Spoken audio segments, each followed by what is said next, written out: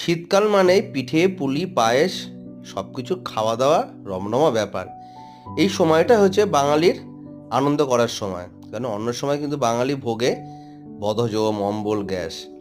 যাই হোক, এই শীতের সুন্দর সময় তৈরি হচ্ছে গুড়ের পাটিসাপটা।